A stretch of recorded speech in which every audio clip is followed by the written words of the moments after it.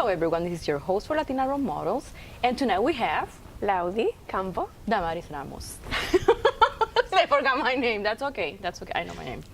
Laudi, this is the first time that we had the opportunity to see each other. We probably have seen each other on Facebook. We have probably been in different events that the commissioner has been there and you have been working with him, but tonight it's about you.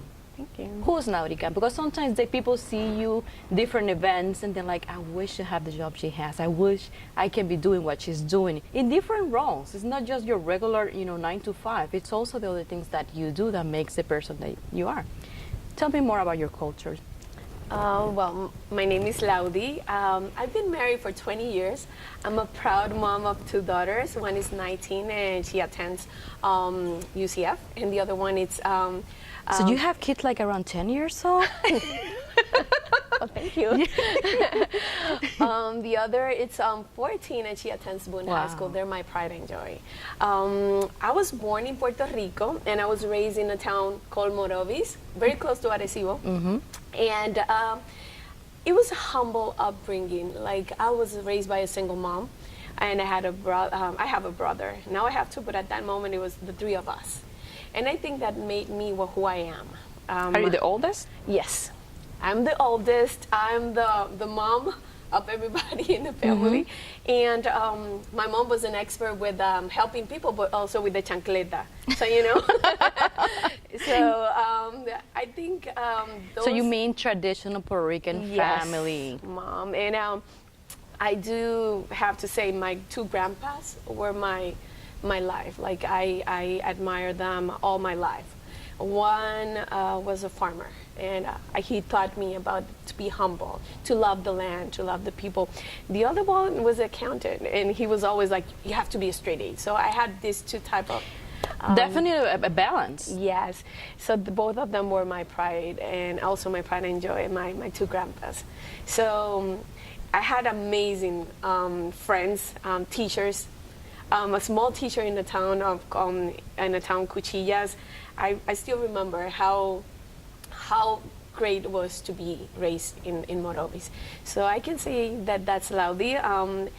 When I was 18, I decided to go to the University of Puerto Rico. I majored in public relations and journalism. Which one? Rio Piedras campus, Gerenzana. So yes, yes, I studied there.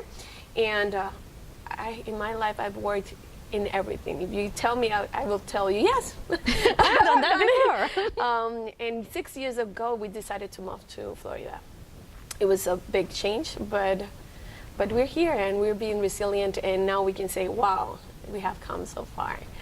So you came here, it's definitely a change. Yes. First change, probably the language, the culture, you're leaving family behind. So how was that? It was a huge change. There, I used to work as a director of communications in a town, in the city. And when I came here, I couldn't find a job. That was and we prepared. Like, I have to say, we tried. We had an apartment and everything, but I couldn't find a job. So I started cleaning houses. That was my first job. But that is a strength. Yes. Because again, the balance that you have in life, the humbleness that you say one of your grandparents gave you, so give you the opportunity to say, you have to do what you have to do. Yes. So I think that was an amazing experience. Then I started a substitute teacher. They offered me a job in the same school, paraprofessional, working with special education kids, and which I loved. Then Spanish teacher, Orange County property appraiser, and now I'm a proud aide to Commissioner Ortiz. So 6 years, different things, but I can say that my story is very similar to a lot of people who come. And I have to say that God allowed me to go through those processes, because now I can say, hey, I know. It's not the same to say to a person, hey, oh, wow. No, I can tell them, you know what, I know what you're going through because I went through that, but look where I am. So you say communications, is that what yes. you're saying? So what motivates you to go towards that route? Communications, I was always on stage in school. In that small school. You know, Puerto Rico, there's always a party for everything. There's always a celebration. So I was that kind of person, that I was always on stage. I always liked to help people too. And I thought the communication was a vehicle that I can communicate to help. I was very involved with the community, with the youth, with the Cancer Society, American Cancer Society. In Puerto Rico? In Puerto Rico. Wow. And I brought that here. And so my house was always full of people because I was always having something to do. Where's that passion coming from to help I others? think my mom, she always thought me like, we might not have a lot, but what we have, it's more than others, and we should be, grateful for that. So I remember not having a lot, but seeing my mom helping other people. So, yeah, that was her. So you mentioned also your daughter. Yes. So what activities she's involved in? You're also involved teaching her how to give back to the community too. Yeah, well, I have two, like I said, my two daughters are the You said gift from 19 and God. 14? Yes. Wow. The 19 and 14. One works directly with the community, and the other one has a project that is called a Dream Pillow Project. And what she goes to places like the homeless, Coalition for the Homeless, and she will go there with pillows made by my mom and her friends. And the message is that you can lose everything in life, but nobody can take away your dreams. So what they go is talk with their peers, and they talk about what their dreams are and what they want to do when they grow up. And they keep this pillow to remember them. They write, I want to be a teacher, I want to be a lawyer. And they draw on top of that pillow, and they keep that pillow to remind them that their dreams can come true. So that's a very... So it's a children's program. Yeah, she created it, and of course my oldest does the logo. My mom makes the pillows, so everybody in the family is involved. But it was something that started in school. When she was in 5th grade, she had to write about something, and I used to tutor at the coalition. I always came home, like Latina's mom, oh, you have to be grateful, and that type of thing. So, because I've seen kids like that, so that motivated her to do that project. So you mentioned your education as a communicator. What has been that job that you are that you have made the greatest impact? Because you do have a passion, and I'm pretty sure you're mixing the passion with your career. Well, every job have their, special thing. But I think this one, the one I have now with the commissioner, he has given me the opportunity to help more the community. He trusts me a lot, and he tells me, well, let's do this. And a lot of people call, a lot of people with needs, especially the displaced constituents from Puerto Rico. In our office, we cannot solve everything, but we do our best. And I think this position that I am now, I can help not only the Hispanic, but all the community. I feel grateful for that.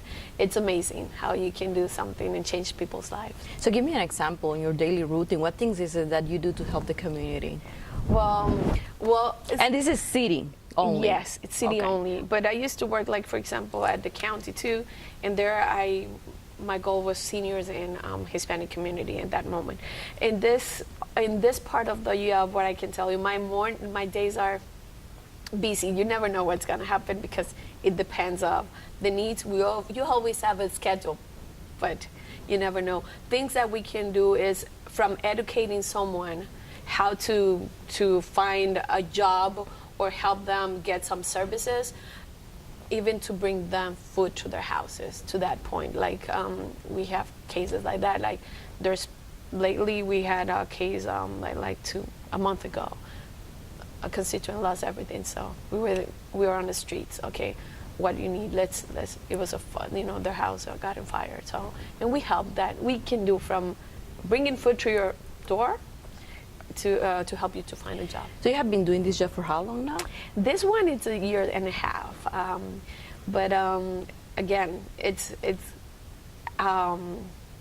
this is my job, but. In my personal life, you will see my Facebook.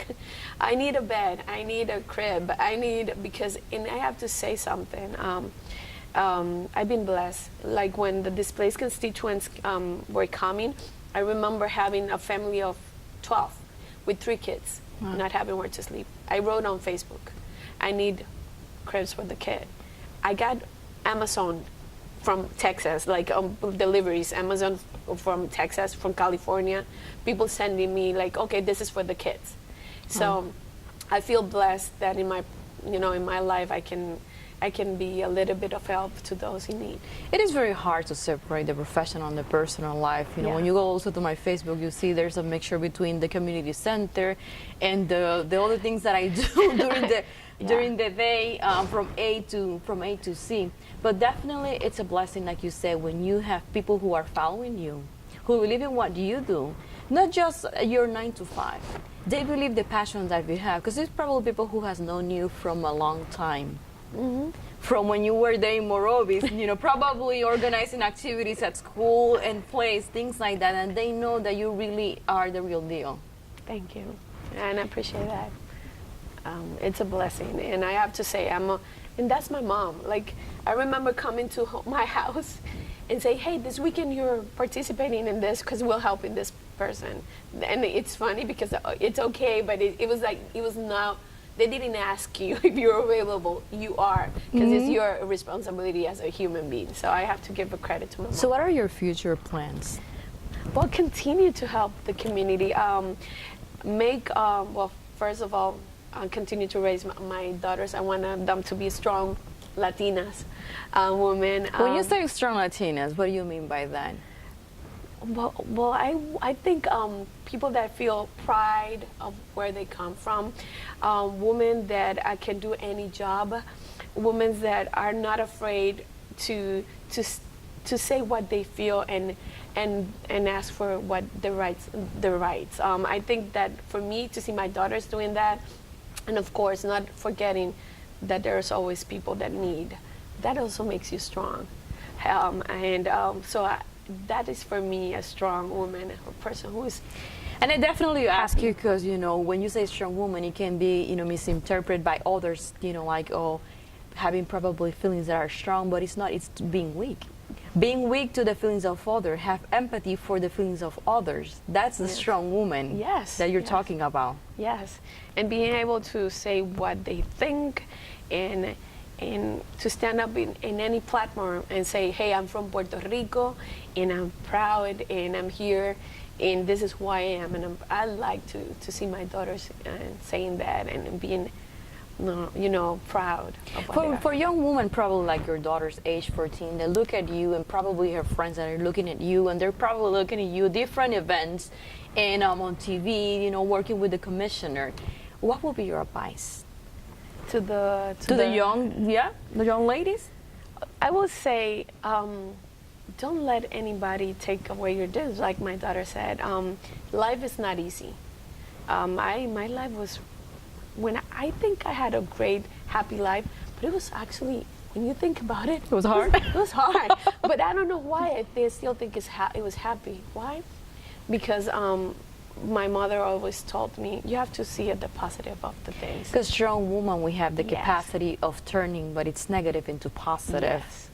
If I give you a lemon, what are you gonna do? Yeah, cream and do a lemonade. You do lemonade? Yeah. You're not gonna be miserable about it. You're gonna probably create a business or do what you need to do, and that's the strong woman that we're talking here, and the strong woman that it's sitting here every week. Thank you. Yeah, and I feel proud to not only being selected, but seeing other interviews of women that I know, that I admire here in this year. I was like, I'm in the same share where Gloria Puerto was. That's how those women that I really It has been a pleasure to have you Thank tonight. you. Thanks for coming. This has been Damaris Ramos for Latina Role Models. Thank you and good night.